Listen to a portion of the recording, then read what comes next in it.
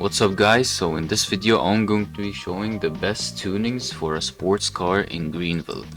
And for today's video I'll be using the classic McLaren 570S. Okay, so what you want to do is go into the vehicle customization. Okay, so now that we're in the vehicle customization page, I'll first start off with the suspension. So for the suspension settings, I don't think the offset or cambers really matter in terms of performance, so this is all up to preference. But in case of the ride height, this all depends if you prioritize looks or performance. If you prioritize performance, you're going to have the ride height at 100%. This will make your car faster. Don't ask me how that works, it just does. But I prefer looks, so I put mine at -50 because I like my car lowered. So yeah, it all depends on what you want in your car. Now if we go over to the dynamics page, the brake bias is just 60-40. For some performance cars it would be 40-60. But 60-40 is usually the default, so I'd keep it around that. Rear wheel drive, I suggest if you want to make a drift build. So for this sports car, I'm not going to be using it. For a sports car, I suggest all wheel drive to ensure good acceleration and grip. The steer angle, damping and decay depends on each type of car and its handling. The McLaren 570S has pretty good handling, so I don't really need to change any of these settings, but if let's say you're using the Saleen S7, then I'd suggest changing the steer angle to some settings because the handling isn't the greatest, to say the least. Now you come down to the tires. Now for a sports car, obviously you're gonna want the sports tires. Put the sports tires on the front and the rear. And for the wheel stiffness and damping, the rear should have the stiffness at -100 and also the damping at -100. Now the damping could depend on each car, but it usually is -100, so you could try out both if something doesn't feel right.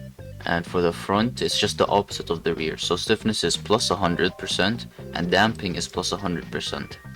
I'm gonna go back to the wheels, and I could say that you could use racing slicks for the wheels as well, because these have the most grip, but I don't think you'd need it in a sports car. Racing slicks are good for drag racing and such, but if you just want a nice sports car to drive around, I'd suggest the sports wheels. And that should be all the settings you need for a good sports car. I will show the steer angle and damping and decay settings for a bad handling car like the Saleen S7. Okay, so now that we have the settings applied to the car, we have a car with a good launch, good acceleration. As I mentioned, the handling is fine on this car, but it's about the speed and the way it snaps corners.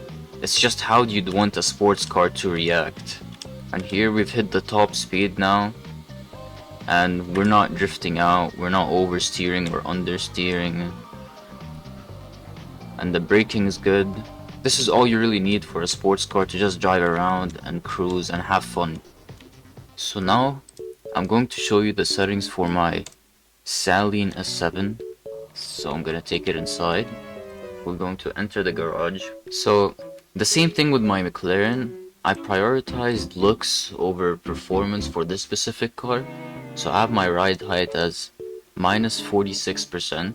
And when I go into the dynamics page, my brake bias is stock, which should be 60-40 as I mentioned before. It's all-wheel drive. The steer angle I put as -10% because the car does tend to lose a lot of control, especially at higher speeds. The steer damping is 0% and the steer decay is 50%. Steer decay just helps with the steering at higher speeds and such. The rear and front wheels are racing slick because I just feel like it's better for this specific car, but I didn't like the racing slicks on my McLaren. I prefer sports tires. The rear stiffness and damping is -100% and the front is +100%. So yeah, if you enjoyed this video, leave a comment, like and subscribe, and I'll see you in the next one.